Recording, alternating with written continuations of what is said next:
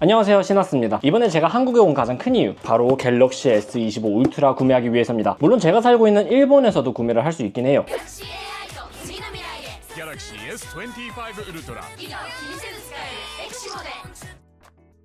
Wait. 新しい Galaxy?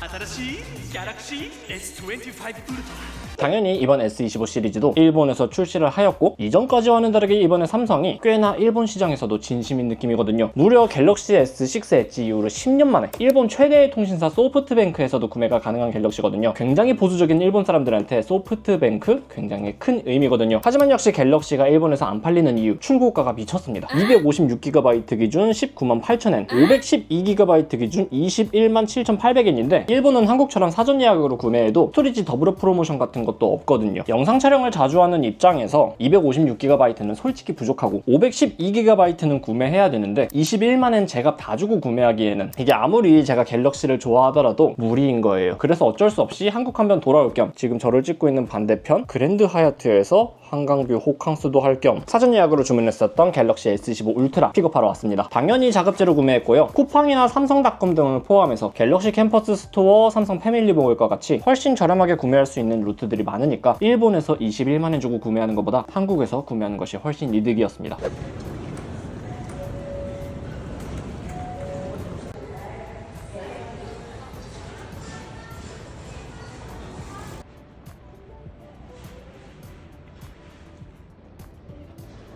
이번에 일본에서 삼성이 삼성 월렛 런칭도 했잖아요. 일본 최대의 페이 서비스 페이페이도 이제 갤럭시에서 사용이 가능해졌으니까 교통카드 안 드는 것만 제외하면은 한국에서 구매를 해도 크게 문제가 없다 생각이 되었습니다. 오늘은 갤럭시 S25 울트라 언박싱과 첫인상 리뷰 진행해보도록 하겠습니다. 바로 뜯어볼까요? 이게 삼성 택배 바로 받은 건데 삼성도 애플 공식물처럼 이렇게 충격 방지를 해줄 수 있는 모습 좋습니다.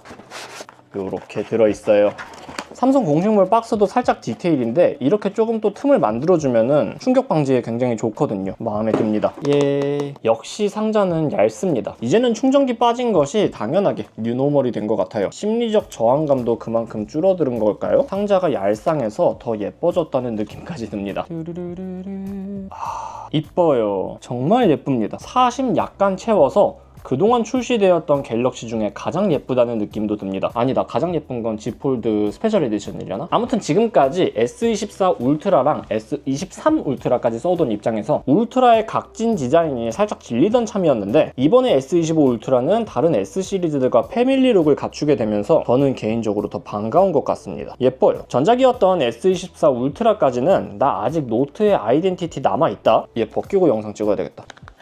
나 아직 노트의 아이덴티티 남아있다, 나 아직 노트다 하는 느낌이라서 다른 S 시리즈들이랑 이질감이 느껴졌었는데 이번 S25 울트라는 얇은 플랫함은 유지하면서 디스플레이 모서리를 둥글게 말아서 확실히 다른 S 시리즈들이랑 이질감이 줄어든 것 같아요. 여러분은 어느 쪽이 더 예쁘신가요? 둥그런 쪽? 각진 쪽? 뒷면을 보면 좀 더 차이가 두드러지게 느껴지죠? 각진 쪽? 둥그런 쪽. 컬러는 티타늄 화이트 실버를 선택하였습니다. 플라스틱 느낌의 화이트가 아니라 티타늄 화이트 실버라는 이름 그대로 고급스러운 금속 소재의 느낌이 나는 이 순백색의 실버 느낌이 꽤나 좋습니다. 전작의 티타늄 블루는 삼성닷컴 전용 컬러였는데 이번에 티타늄 실버 블루는 기본 컬러로 바뀌어서 티타늄 실버 블루로 할까 고민도 했었는데 역시 저는 화이트가 좋은 것 같아요. 이상한 색깔 조합해서 우리 컬러 엣지 있지? 힙하지? 막 주장하려고 하는 것보다는 그냥 근본 컬러인 화이트랑 블랙이 가장 좋습니다. 애플 듣고 있나요? 이상한 똥 컬러 말고 화이트 내주시면 감사하겠습니다. 무게도 가벼워졌나?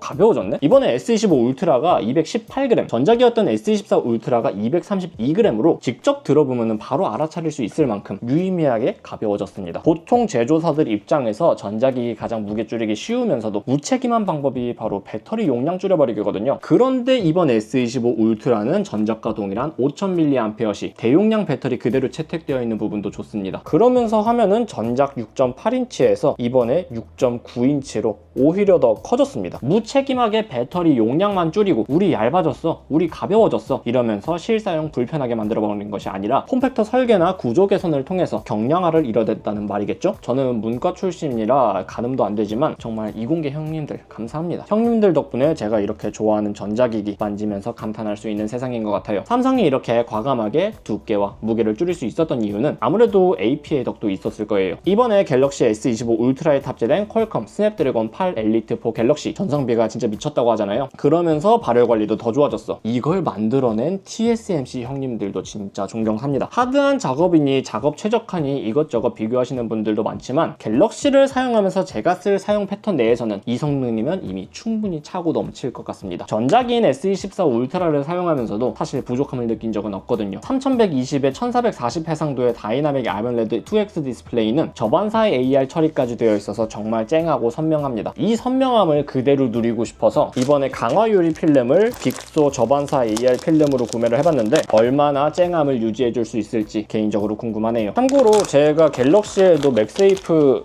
케이스 쓰시는 거 보고서는 어느 제품이냐 많이들 물어보시는데 아이폰도 그렇고 전작의 S24 울트라도 그렇고 이번에 S25 울트라도 그렇고 전부 다 빅소 제품입니다. 빅소에서 돈을 받은 건 하나도 없지만 그냥 좋더라고요. 그냥 가성비가 제일 좋다고 저는 판단이 들었습니다. 대신 디스플레이가 정말 쨍하지만 삼성의 이상한 점이기도 한데 초기 설정이 FHD로 되어 있습니다. 이거는 무조건 처음 구매하시고 설정 들어가셔서 QHD로 바꿔주셔야 돼요. 아마 배터리 러닝타임이나 발열 관리 때문에 그런 것 같은데 이제 TSMC에서 만든 AP 들어가면서 갤럭시도 발열 걱정이나 전성비 걱정 안 해도 되지 않나요? 제가 웬만하면 전자기기에서 초기 설정 꿀팁 이거 안 하면 손해예요 이런 말 정말 싫어하거든요. 어련히 알아서 각 제조사들이 유저들이 가장 쓰기 좋은 상태 그대로 출고를 해줬을 거니까. 그런데 갤럭시 해상도만큼은 초기 설정을 만져줘야 됩니다. 이 좋은 디스플레이 놔두고 일부러 FHD로 사용을 할 이유가 전혀 없어요. 손해가 맞습니다. 이거 뭐야, 지금 딱 핸드폰 키자마자 디스플레이를 보면은 화면 해상도가 FHD 플러스로 되어 있어. 그거는 QHD 플러스로 해주고 이래야 됩니다. 이 선명하고 좋은 화면을 놔두고 어떻게 FHD로 쓸 수가 있어요. 진짜 선명합니다. 1에서 120Hz까지 가변형 주사율도 지원하기 때문에 QHD 부드러운 화면 설정 맞춰주면 정말 깔끔하고 부드러운 화면으로 사용할 수 있어요. 일단 초기 설정을 해야 되니까 필름부터 붙여봅시다. 핸드폰은 그냥 구매하자마자 필름 붙이는 게 가장 마음 편한 것 같아요. 제발. 깔끔하게 기포 없이, 기포 없겠지? 없겠지? 없습니다. 깔끔하게 기포 없이 붙였습니다.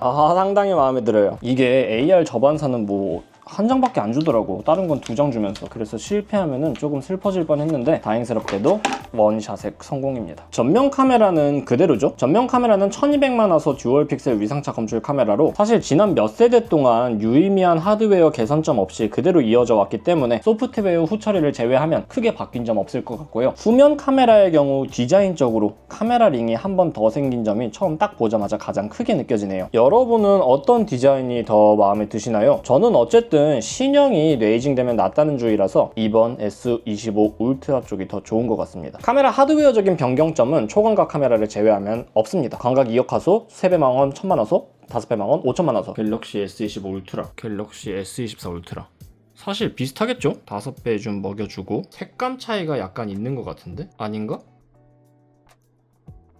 어떻게 보이시나요, 시청자 여러분들은? 제가 봤을 때는 색감 차이가 느껴지는 것 같거든요. 설정값이 달라서 그런지 하드웨어는 똑같을 텐데 색감이 다릅니다. 현대아파트 전 여자친구 살던 곳인데 저 지금 효성 간판 어떻게 보이시나요? 판단은 여러분들이 해주시면 감사하겠습니다. 한강뷰 멋있다.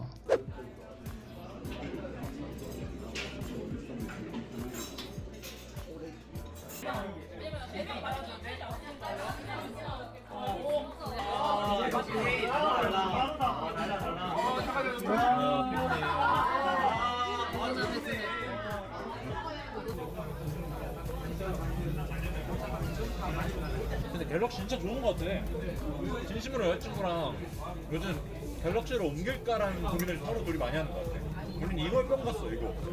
여자친구는 이거, 난 이거.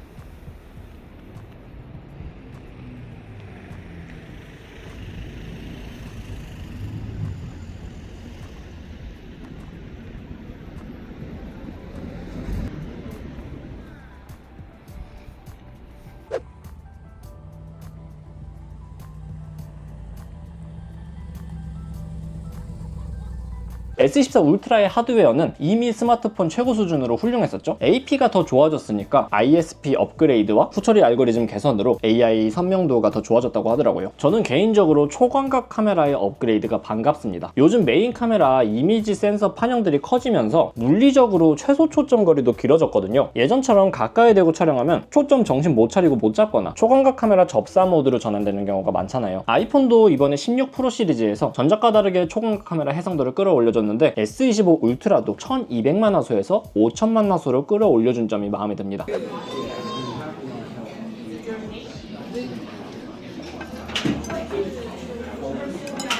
Well, no, what I was going to do, and I'll talk to them, so I'm going to say